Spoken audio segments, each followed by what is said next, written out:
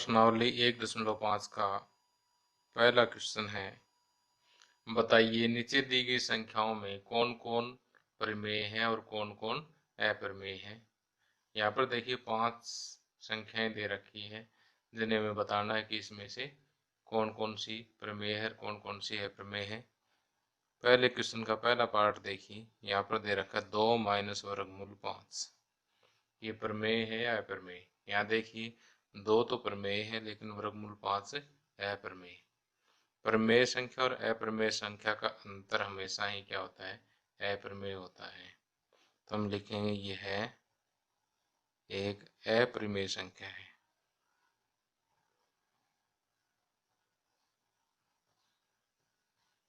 क्योंकि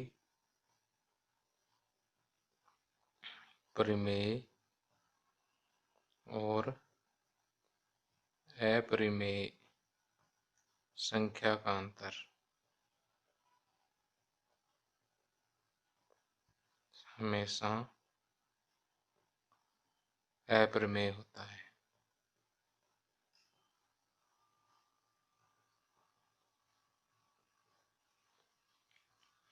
अब second part देखिए। सेकंड पार्ट में दिया है 3 प्लस वर्गमूल 23 ब्रैकेट बंद माइनस वर्गमूल 23। अब देखिए 3 प्लस वर्गमूल 23 माइनस वर्गमूल 23 प्लस वर्गमूल 23 और माइनस वर्गमूल 23 जीरो हो जाएगा। क्या बचेगा 3।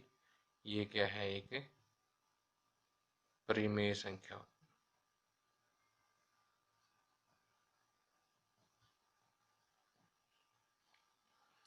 अब इसका थर्ड पार्ट देखिए। थर्ड पार्ट में दिया हुआ 2 वर्गमूल 7 बटे 7 वर्गमूल 7। तो वर्गमूल 7 से वर्गमूल 7 कैंसिल, ये होगा 2/7 जो पी बाई क्यू का रूप है। तो यह है एक परिमेय संख्या है।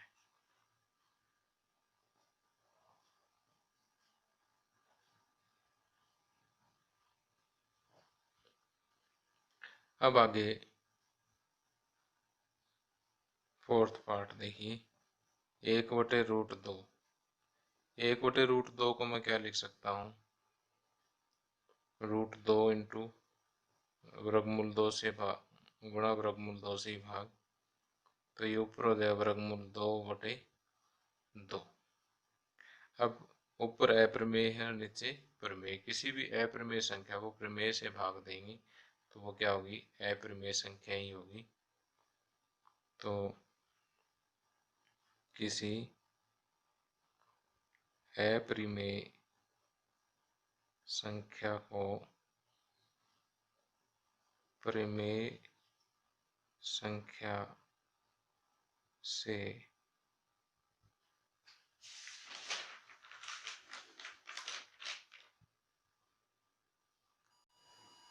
भाग देने पर अप्रमेय संख्या ही प्राप्त होती है।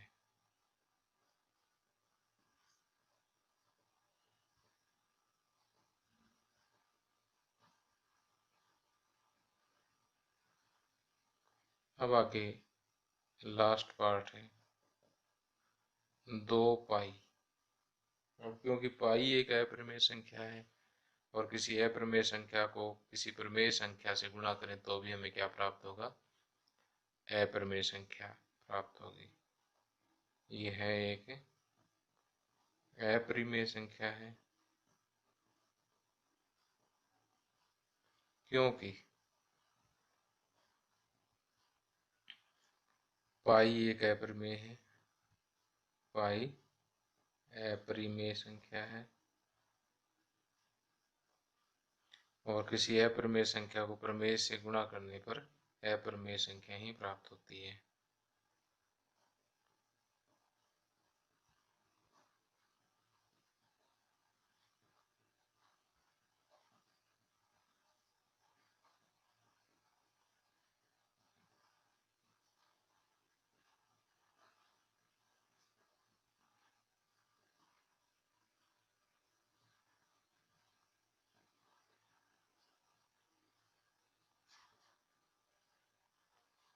तो इस तरह से फर्स्ट क्वेश्चन पूरा हो जाता है।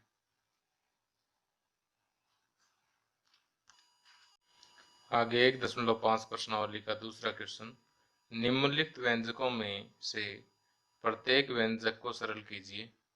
यहाँ देखिए 4 पार्ट है, प्रत्येक पार्ट में एक व्यंजक दिया हुआ है, उस व्यंजक को हमें सरल करना है।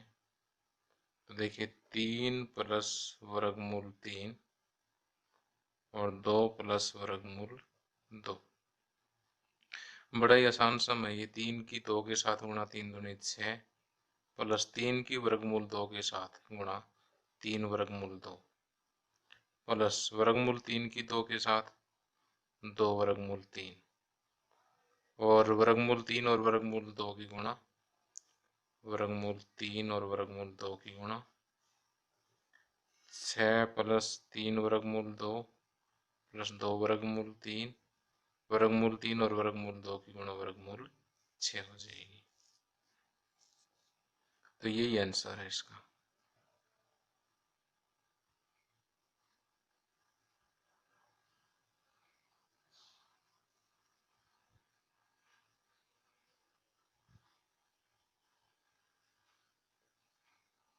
ये था इसका फर्स्ट पार्ट।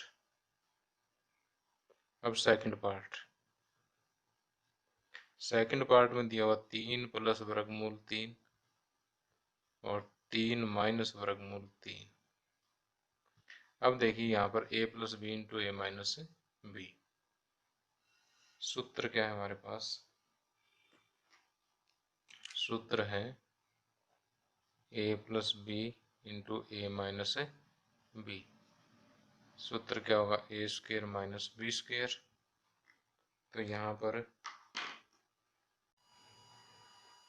अब देखिए यहाँ ए स्क्वेयर की जगह क्या हो जाएगा? 3 का स्क्वेयर, फिर ये वाला माइनस बी स्क्वेयर की जगह हो जाएगा वर्गमूल 3 का स्क्वेयर। 3 का स्क्वेयर 9 और वर्गमूल 3 का स्क्वेयर 3। 9 माइनस 3 कितना हो गया? 6। ये आंसर आ गया। अब थर्ड पार्ट देखिए। थर्ड पार्ट में आपको क्वेश्चन दिया हुआ है वर्गमूल 5 प्लस वर्गमूल 2 का होल स्क्वायर। अब देखिए सूत्र क्या है हमारे पास? सूत्र है a प्लस बी का whole square. A square plus 2ab plus B square. अब यहाँ a की जगह वर्गमूल 5 है, तो वर्गमूल 5 प्लस वर्गमूल 2 का होल स्क्वायर किसके बराबर होगा? a की जगह वर्गमूल 5 है तो वर्गमूल 5 का स्क्वायर प्लस 2 गुणा a की जगह वर्गमूल 5 और b की जगह वर्गमूल 2 प्लस वर्गमूल 2 का स्क्वायर। वर्गमूल 5 का स्क्वायर हो जाएगा 5 प्लस 2 गुणा ये वर्गमूल 10 हो जाएगा प्लस वर्गमूल 2 का स्क्वायर 2। तो 5 प्लस 2 7 प्लस 2 वर्गमूल 10। ये आंसर आ जाएगा। छोटे छोटे सवाल नहीं, आसानी से हल हो जाएंगे। आगे है वर्गमूल 5 माइनस वर्गमूल 2 और वर्गमूल 5 प्लस वर्गमूल 2। ये ऊपर वाला सूत्र लगेगा कि a minus B into A plus B. यहाँ सूत्र साथ के साथ ये एग्जामिनर को पता लग जाए कि बच्चे ने क्या किया है। ए स्क्वेयर माइनस बी स्क्वेयर। ए स्क्वेयर करेंगे तो वर्गमूल 5 का स्क्वेयर माइनस बी स्क्वेयर करेंगे तो वर्गमूल 2 का स्क्वेयर। वर्गमूल 5 का स्क्वेयर 5 और 2 का स्क्वेयर वर्गमूल 2 का स्क्वेयर 2 हो जाएगा। 5 माइनस 2 कितना आएगा? 3। यही आंसर है।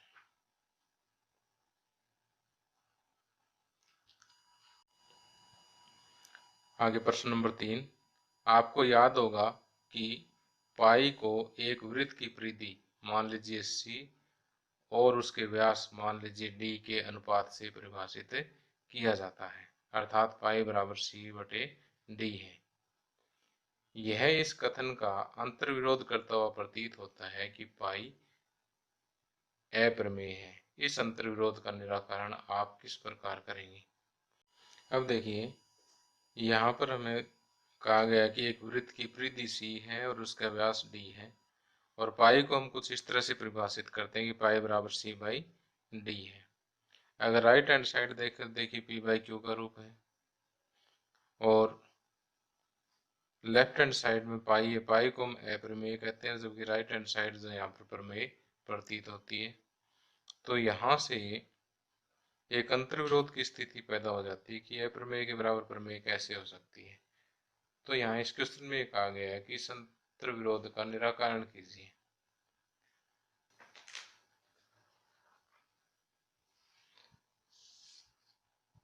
तो हम यहाँ कहेंगे अंतर्विरोध वाली कोई बात नहीं है कि जैसे मान लीजिए हमारे पास ये एक सर्कल है, और इस सर्कल की हम किसी भी युक्ति से इसकी परिधि मापना चाहें, चाहे स्केल से ले लें या धागे से ले लें, ठीक है, और फिर इसकी परिधि जैसे ऐसे मापेंगे या धागा लपेट के फिर उसकी लेंथ माप लें, या कोई और भी मेथड हो सकता है। तो इस तरह से हम या तो सी मापें या इसका व्यास मापें डी। तो ये सिर्फ सन्निकट मान है, तो यहाँ पर हम ये कन्फर्म नहीं कह सकते कि ये पूरा एग्जैक्ट वैल्यू है सी। तो यहाँ पर हमें क्योंकि ये सन्निकट मान प्राप्त होता है और हम ये अनुभव ही नहीं कर पाते कि सी या डी क्या है, अप्रमेय है। इनमें से या तो सी अप्रमेय मिलेगा या डी अप्रमेय मिलेगा, और ये जरूर मिलेंगे, लेकिन हमें महसूस नहीं होता भाई ये अप्रमेय है। ठीक है, उस वजह से पाई क्या है, अप्रमेय है। तो हम लिखेंगे कि इसका कोई अंतर्विरोध नहीं है।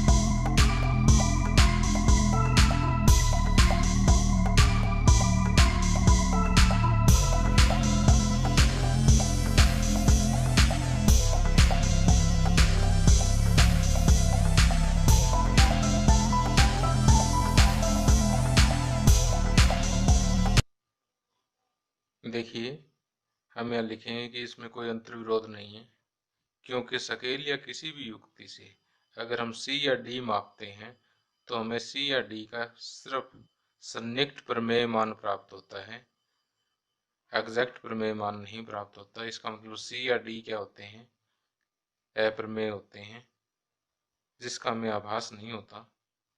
इसलिए पाई क्या है, एक अप्रमेय संख्या है।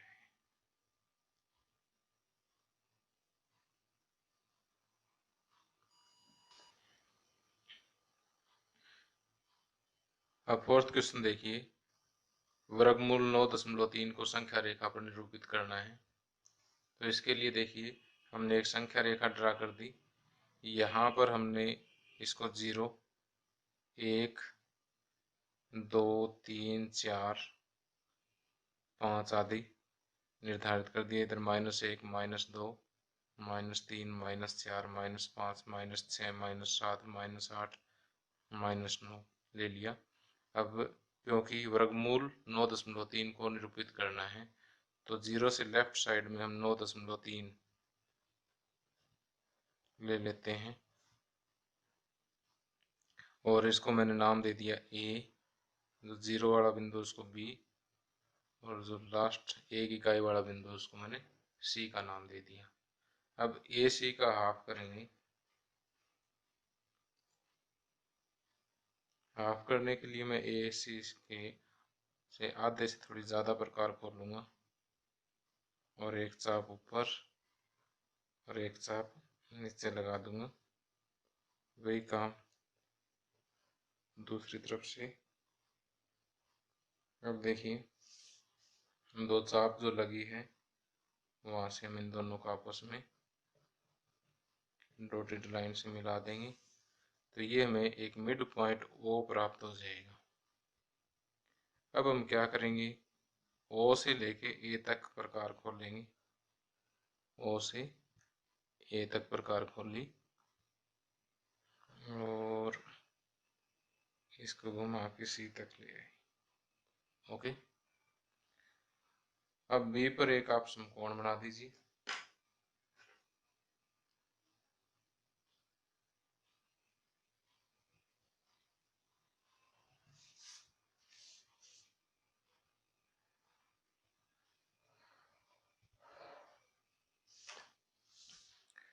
और इसे नाम डी दे दीजिए। वास्तव में बी डी जो है वो वर्गमूल 9.3 के बराबर है। अब हम क्या करेंगे, बी डी के बराबर प्रकार खोलेंगे और इसको आगे बढ़ाते हुए यहाँ ले आएंगे। तो ये वाला जो बिंदु है ये कितना है, वर्गमूल 9.3। देखिए 9 का वर्गमूल 3 होता है, 3 से थोड़ा सा आगे आया है, तो क्योंकि 9 से थोड़ा ज़्यादा है तो इसका वर्गमूल भी 3 से थोड़ा ज़्यादा होगा। इसका मतलब ये फिगर हमारा बिल्कुल सही है। तो जैसे जैसे आपने चित्र बनाया उसको लिख दीजिए।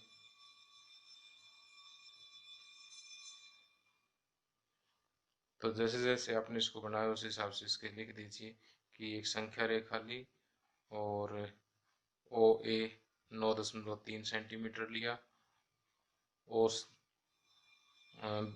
बी ए 9.3 सेंटीमीटर लिया, बी सी 1 सेंटीमीटर लिया और फिर ए सी का समद्विभाजन किया।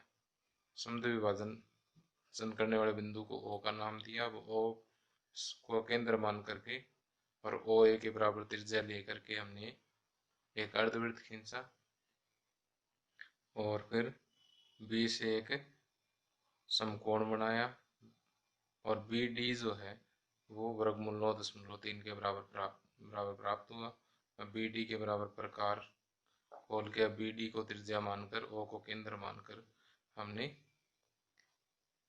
संख्या रेखा पर एक चाप लगाई जो कि वर्गमूल 9.3 को निरूपित करता है। जैसे जैसे मैंने बोला है उसे आप लिख दीजिएगा। अब प्रश्नावली 1.5 का लास्ट क्वेश्चन है, बड़ा इंपॉर्टेंट क्वेश्चन है। निम्नलिखित के हरों का प्रमेयकरण कीजिए। 5वें क्वेश्चन का फर्स्ट पार्ट देखिए, 1/7। इसके हर का प्रमेयकरण करना है, तो 1/7 वर्गमूल 7 से गुणा और वर्गमूल 7 से भाग, तो वर्गमूल 7 बटे वर्गमूल 7 और वर्गमूल 7 की गुणा 7 हो जाएगी, तो ये आंसर आ जाता है। तो यही क्या है, हर का प्रमेयकरण है। अब दूसरा पार्ट देखिए, 1/7 माइनस वर्गमूल 6, इसके हर का प्रमेयकरण कैसे करेंगे। अब देखिए इन दोनों के बीच में साइन किसका, माइनस का, तो वर्गमूल 7 माइनस से उल्टा प्लस साइन, इसी से गुणा कर दीजिए और इसी से ही भाग कर दीजिए। ऊपर देखिए वर्गमूल 7 प्लस वर्गमूल 6, नीचे a minus B into A plus B, A square minus B square का सूत्र लग जाएगा। वर्गमूल 7 प्लस वर्गमूल 6, नीचे 7 का वर्ग, वर्गमूल 7 का वर्ग 7 हो जाएगा, वर्गमूल 6 का वर्ग 6, तो वर्गमूल 7 प्लस वर्गमूल 6 जो है ये आंसर आ जाएगा। इसी तरह से थर्ड पार्ट देखिए, थर्ड पार्ट में दिया हुआ है वर्ग 1/5 प्लस वर्गमूल 2, तो इसमें नीचे 1/5 प्लस वर्गमूल 2, नीचे प्लस का निशान है तो इस निशान को बदल के प्लस का है तो माइनस करूंगा और माइनस का है तो इसको प्लस करूंगा, और उसी से गुणा और उसी से ही भाग। वर्गमूल 5 माइनस वर्गमूल 2, ऊपर वाले चीज में कोई चेंज नहीं होगा, बस नीचे फार्मूला लगाना है a plus B into A minus B, वर्गमूल 5 का वर्ग माइनस वर्गमूल 2 का वर्ग। वर्गमूल 5 माइनस वर्गमूल 2, वर्गमूल 5 का वर्ग कितना है 5, और वर्गमूल 2 का वर्ग 2। 5 में से 2 गए 3, तो 1/3 वर्गमूल 5 माइनस वर्गमूल 2, यही आंसर है। अब इसका फोर्थ पार्ट देखिए। इसका फोर्थ पार्ट में हमें दिया है कि 1/वर्गमूल 7 माइनस 2, 1/वर्गमूल 7 माइनस 2, या माइनस है तो प्लस कर दूँ, बाकी सेम रखूँगा। जिससे गुणा किया उसी से भाग करेंगे, तो वर्गमूल 7 प्लस 2, नीचे a minus B into A plus B, वर्गमूल 7 का स्क्वायर माइनस 2 का square. a minus B into A plus B किसका सूत्र होता है, A square minus B square का होता है। वर्गमूल 7 प्लस 2, वर्गमूल 7 का स्क्वायर आ गया 7, और 2 का स्क्वायर आ गया 4, 7 माइनस 4 3, तो 1/3 वर्गमूल 7 प्लस 2, ये आंसर आ गया। इसी के साथ ही एक्सरसाइज खत्म होगी। तो यदि आपको मेरा ये वीडियो पसंद आया हो तो इस कोने पर एक सब्सक्राइब का बटन है, उसे दबाएं। साथ में एक घंटी का निशान आएगा, उसे भी दबाएं। तो इससे मेरे जितने भी नए वीडियो हैं उनका नोटिफिकेशन आप तक पहुंच जाएगा। और ये वीडियो देखने के लिए बहुत बहुत धन्यवाद। और अगर आपको पसंद आया हो तो इसे लाइक भी ज़रूर कीजिएगा। Once again thank you.